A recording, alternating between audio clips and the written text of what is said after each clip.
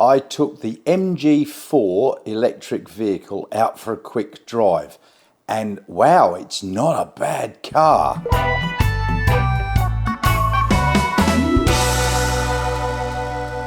So here I am, I'm out in Kings Park in Perth. You can probably hear some of the birds going on in the background, and I'm also at the new Kings Park WAEV network fast DC charger, and I'm here with the MG4 EV, and this has been kindly loaned to me by Raphael Abadi at Carbon.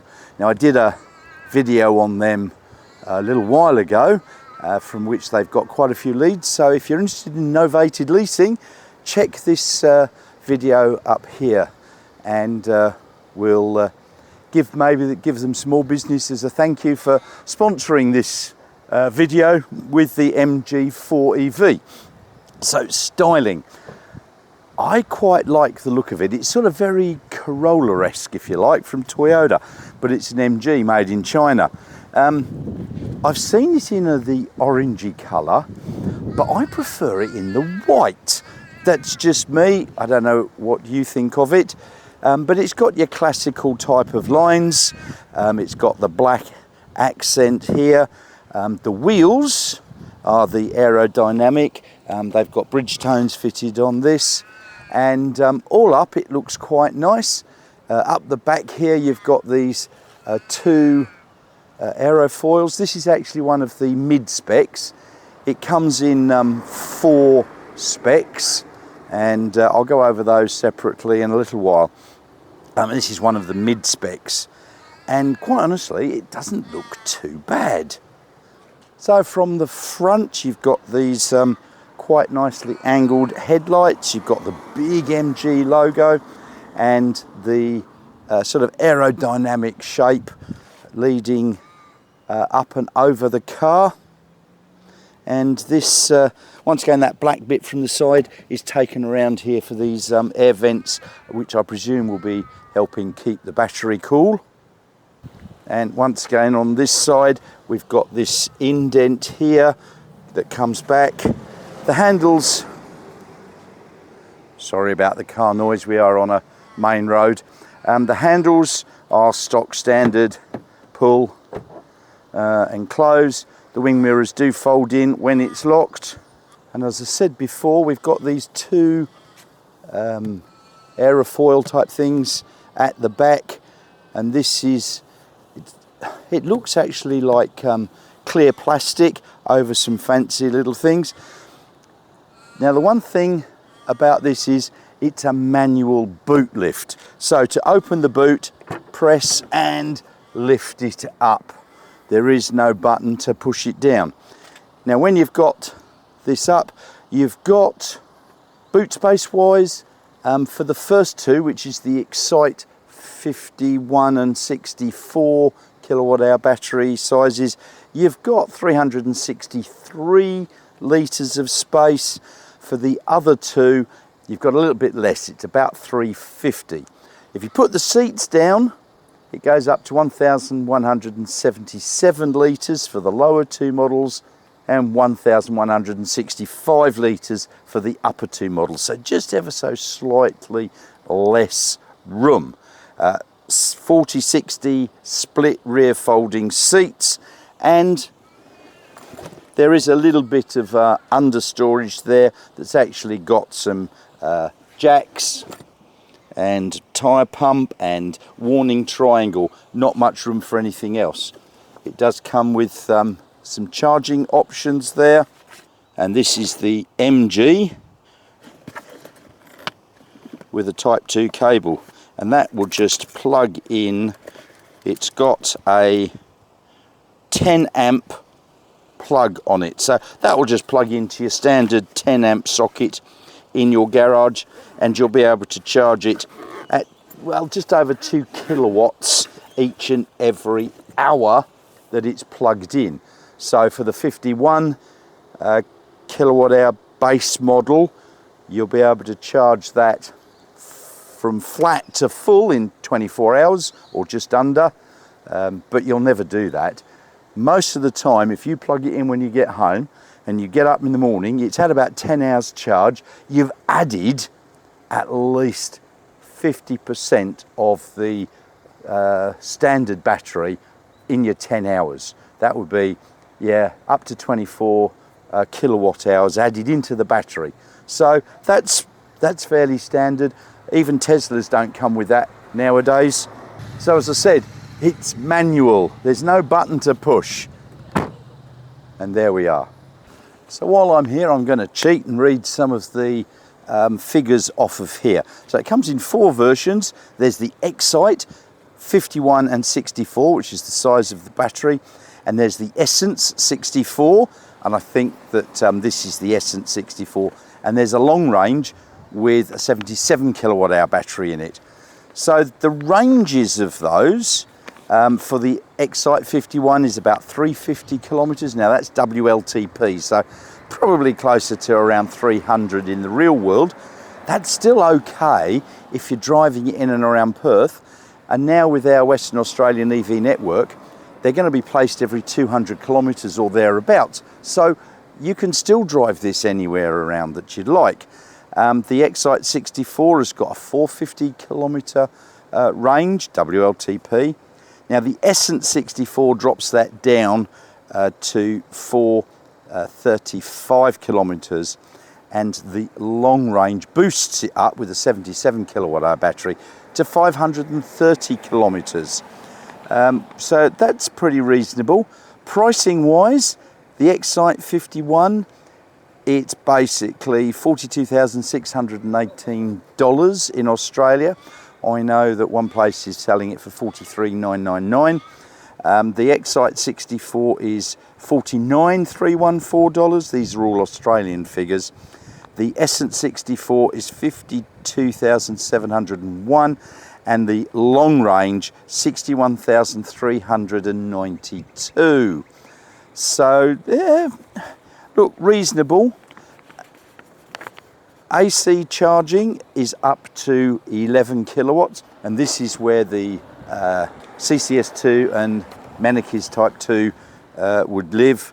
And the base model, the Excite 51, will charge on DC at 88 kilowatts. The Excite 64, the Essence, will charge, excuse the birds, at 140 kilowatts. Now that's getting a bit better. And the long range will charge at 144 kilowatts. So, okay, that's 140, pretty reasonable.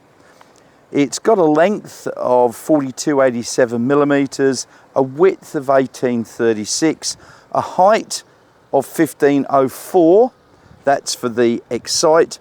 For the Essence and the long range, it's 1516 millimeters.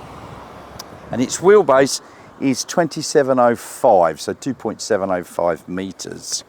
Inside, which I'll show you in a minute, it's got a 10.25 inch touchscreen and a 7-inch digital cluster behind the steering wheel. It does have Android Auto and it does have Apple CarPlay. This one has its own sat-nav as well. 17-inch alloy wheels.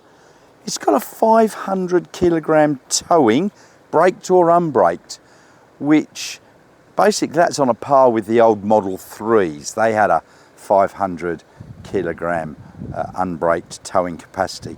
Now, one of its advantages is it does have vehicle to load, so you can run maybe a kettle or your cooktop or something like that, induction cooktop, vacuum cleaner, some lights, etc. When you're out camping, or you could even look at it at home, run an extension cable to power some lights indoors. And the other thing is it's rear wheel drive, which means its handling is much, much better than a front wheel drive, in my opinion. So now we're on the inside. This is the 7-inch instrument cluster. It's got the detected speed, as you can see above, your actual speed and state of charge. And then this is the lane keeping assist on the left here. This is the main screen. It's a bit narrow, but it does have your sat nav. You can set up the car here.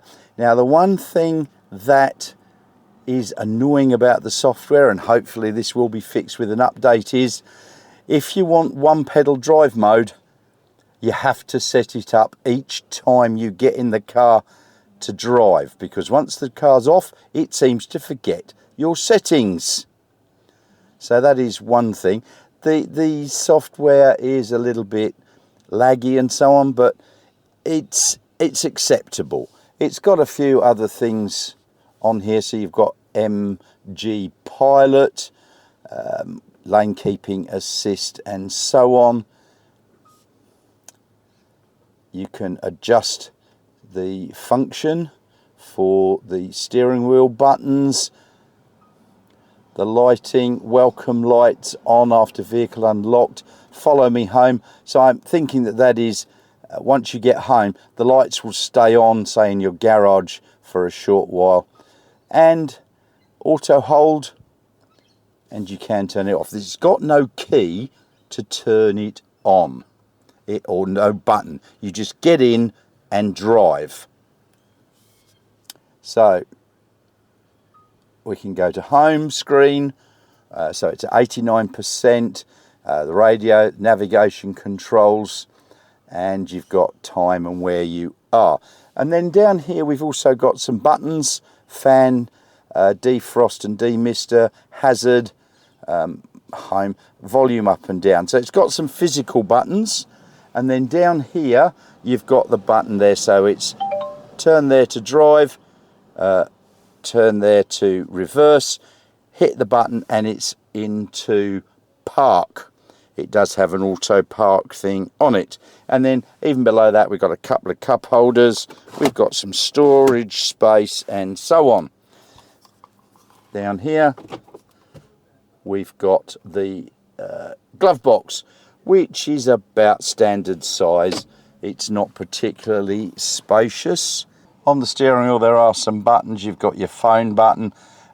This is set to volume control at the moment, and you've got some button there that looks like it's got voice activation there. So all up, the interior is very reasonable. It's quite comfortable. The seat is, the seat's all right. I wouldn't say it's brilliant, but it's more than acceptable for the price of the car. And the back has got reasonable legroom for a small car, and I can actually get in and out. And as you know, I've got a fairly arthritic spine, so my mobility is not what it used to be, but I can actually get in and out of this. So that's a good point. So here we are, sitting in the MG4 EV, and take it for a little drive. I've actually been driving it for a short while before filming, and it's quite smooth. So if I want to set it up how I want it with driving, it's got eco, energy recovery is high, and one pedal driving. As I said, you've got to reset that every time. And then we can go into navigation, and I can then plug in where I'm going back to. Right, so that is where I'm going to. I will touch that, and now it is finding the best route, and it will take me back there. So we'll go there just for a short 5-minute drive. I've got to have the car back in about 18 minutes. So as I said, I did do a little bit of driving beforehand, and I was pleasantly impressed with it. So if we just now turn that into drive, it's in drive, and we'll go off and we'll set it to go for the navigation. All right. So this, to me, does feel like a bit of a driver's car. If you want something, it's got rear wheel drive, so it handles very, very nicely. So I think it's a bit more of a driver's car. And sorry, there's a few of those speed bumps around here because the speed limit's 40 in Kings Park. And visibility, I've got quite a good bit of visibility in the front here. Rear view mirrors are a good size. The rear view screen, yeah, it's a bit narrow, but you can still see very, very well. It does have a rear view camera, so when you stick it into reverse, it comes up and it gives you the guiding lines as you're turning. And it does have a beeper for distance. So as the closer you get to something, it'll start to let you know. So the steering wheel is actually a bit of a squashed circle shape. It's got a straight bit top and bottom, which I quite like. It feels very smooth. The buttons here you can program to control what you want. Indicator is on the left, which might confuse some people. I think Europe, it's on the right, but this comes from China. Now it's making a few odd bongs, and I'm not sure why. Just change lanes here. From a ride point of view, it's not very rough. It's very, very pleasant. The suspension seems to be tuned very well. Now I've got this in eco mode, and yeah, you know what, it's got a little bit of pickup. It's not too shabby, and that's in eco mode. Now they do have a faster variant coming out that will probably be more expensive still, and I'm sure that will go very nicely. The aircon is on and it's blowing very nicely. It's got vents that are in the center here. So I'm just trying to find my way back. So I haven't videoed a lot of the drive. I've just videoed a small portion of it. As I said, I was driving it around for a little bit earlier, and I was more than happy with its driving ability. Tick tock, we've got to wait to turn right out of here. Here we go. So this instrument cluster in the front here is very legible, and it's got all the information that you need. As I said, it picks up, just like Tesla, it's got the cars around you, and that's the lane keep assist feature, and it does drag you back in if you wander out of lane. So this should have an auto hold feature, and I'm on a slight incline, no foot on accelerator or brake, and it has come to a stop. So this version has got electric controlled windows. It's got lock on the inside, so you can lock and unlock. But I did notice that as you drive off, it automatically locks, which is a good safety feature. There's this center console here, and then there's this thing that sticks out. You can charge your phone on there, but I tend to sit with my knee wandering off to the left a bit, and it's just knocking on that, which just feels a little bit uncomfortable for me. And I've just noticed down here how to adjust the rear view mirrors and the headlight, so you can actually adjust the headlight tilt. Road noise is minimal. You've got a slight whine from the motor, a very slight whine, but otherwise it's very quiet. So I'm just coming into where I've got to leave the car. So all up, this is a very nice car. As I said, this one is the middle of the range.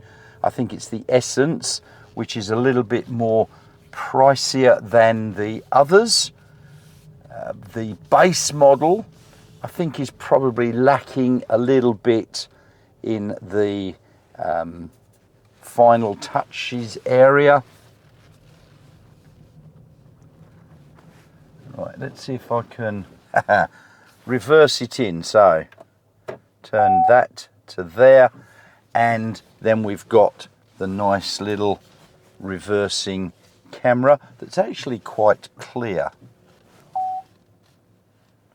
And there you go, you can hear the beeps, which is the ultrasonic warning. So this is actually quite a tight spot, and I'll just reverse it in. There we go, beep, beep, beep. And it's giving me, I'm 65 centimeters from the back, which is a nice little addition. I've got that in the Tesla. This doesn't compare to the Tesla, but I find that very useful. So I think I'll just take it out of reverse to stop that noisiness. So there we have it. The as I said, this is the Essence version, which has got a 64 kilowatt hour battery in it. It's very pleasant. It does cost a bit more than the base model, and therefore the base model doesn't have quite as much. Anyway, thanks very much for watching. I hope you found this helpful. If you want a novated lease, give Raphael a ring at Carbon, and I'll put their contact details in the description below. I've got my Tesla referral, Ko-fi, where you can help with a bit of the old ka-ching ka-ching. That would be very nice. And don't forget, if you can click that like and subscribe button below, very helpful to the channel, and it doesn't cost you anything. And I'll see you all very soon.